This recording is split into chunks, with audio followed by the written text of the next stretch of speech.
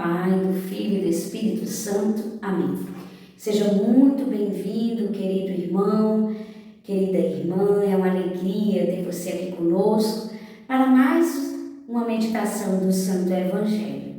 Quero convidar você a curtir esse vídeo, compartilhar, comentar, divulgar o nosso canal. Se você não é inscrito, se inscreva, ative o sino da notificação e vamos juntos levar a misericórdia de Deus a todos os corações, para que assim eles possam ser reconduzidos ao coração do Senhor. Hoje, quinta-feira, vamos meditar no Evangelho de São Marcos, no capítulo 8, do versículo 27 ao 33. Evangelho de nosso Senhor Jesus Cristo, segundo São Marcos. Glória a vós, Senhor. Naquele tempo, Jesus partiu com seus discípulos para os povoados de Cesareia de Filipe. No caminho perguntou aos discípulos: quem dizem os homens que eu sou? Eles responderam: alguns dizem que tu és João Batista, outros que és Elias, outros ainda que és um dos profetas. Então ele perguntou: e vós, quem dizeis que eu sou? Pedro respondeu: tu és o Messias. Jesus proibiu-lhes severamente de falar a alguém a seu respeito. Em seguida, começou a ensiná-los, dizendo que o Filho do Homem deveria sofrer muito, ser rejeitado pelos anciãos, pelos sumos sacerdotes e doutores da lei. Devia ser morto e ressuscitar depois de 3 dias. Ele dizia isso abertamente. Então Pedro tomou Jesus à parte e começou a repreendê-lo.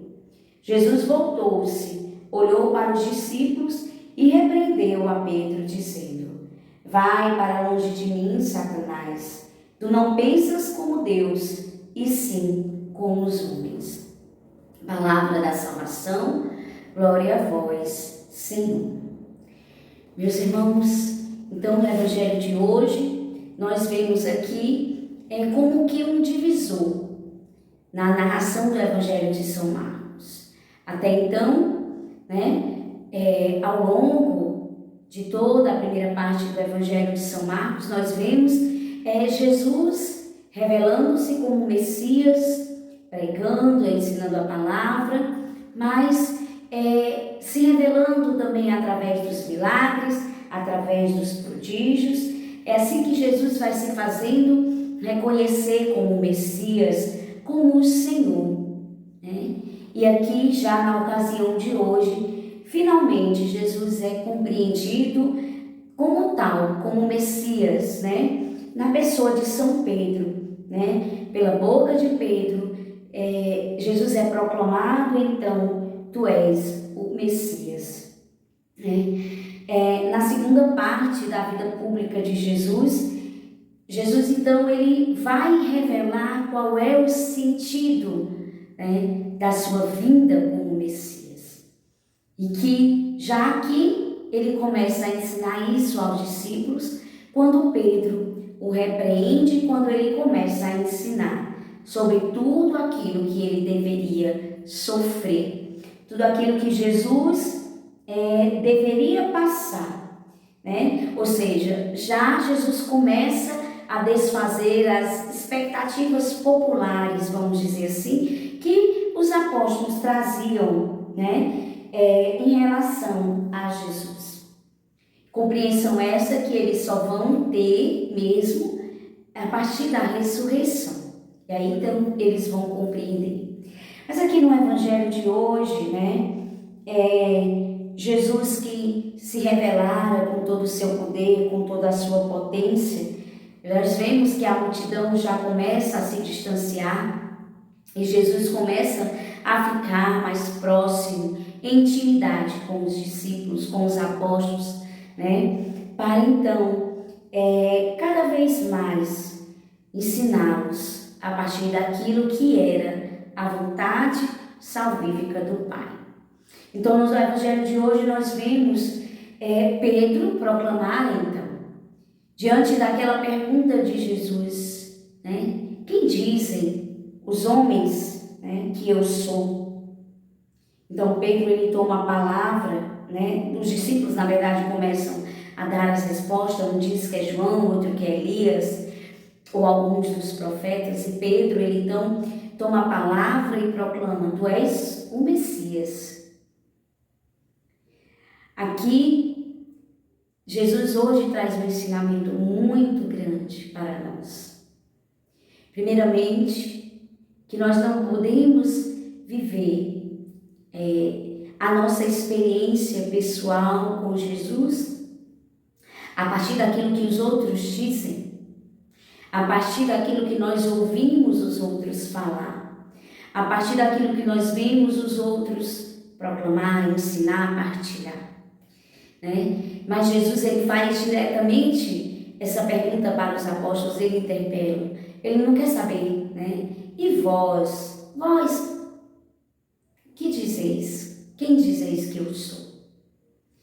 E nós só podemos dizer quem Jesus é a partir da experiência pessoal que ele nos chama a ter com ele, da sua pessoa, do seu amor, essa experiência que deve ser pessoal e íntima. E o segundo ponto é que não é uma experiência ilusória a partir das nossas concepções, né? A partir dos nossos achismos, a partir daquilo que nós achamos que deve ser Jesus. E que foi isso, né, a grande compreensão de Pedro. Porque quando Jesus começou a falar do seu sofrimento, da sua paixão, Pedro então toma parte e diz: Senhor, que isso nunca te aconteça. Interessante que Jesus então leva Pedro de volta ao grupo para ensinar a todos eles, repreendendo, diz, né? Os teus pensamentos não pensas como Deus, pensa como os homens. O nosso relacionamento pessoal com Jesus não deve ser fruto do nosso pensamento humano. Jesus é o Verbo de Deus, segunda pessoa da Santíssima Trindade. O nosso Senhor, o nosso Salvador, né? Então, o nosso relacionamento com Jesus deve ser um relacionamento pautado a partir desta verdade. Muitas pessoas questionam a Deus, né? Dizem como Jesus pode ser o Salvador, como Deus pode amar o mundo, se há tanta injustiça, se há tanta violência, se não há paz, né? Porque só esperam um Cristo libertador, o Cristo dos milagres. O nosso cristianismo deve ser vivido a partir do Cristo verdadeiro. O Cristo Salvador é o Cristo que morreu na cruz. É o Cristo crucificado. Então não há vida cristã verdadeira e não há experiência pessoal verdadeira se não for com o Cristo crucificado. O Cristo que dá a vida, mas que dá a vida a partir da cruz. A ressurreição ela nos vem pela cruz. É assim que nós devemos então viver a nossa experiência e o nosso relacionamento pessoal com Jesus. Fujamos das ilusões e nos apeguemos verdadeiramente àquilo que Jesus é. O Cristo Salvador, o Cristo ressuscitado, mas é aquele que passou pela cruz, é aquele Cristo crucificado. Peçamos então neste dia de hoje, pela intercessão de Nossa Senhora, essa grande graça para cada um de nós, para a nossa vida. A vossa proteção recorremos, Santa Mãe de Deus, não desprezeis as nossas súplicas e nossas necessidades, mas livrai-nos sempre de todos os perigos, ó Virgem gloriosa e bendita. Amém. Em nome do Pai, do Filho, do Espírito Santo.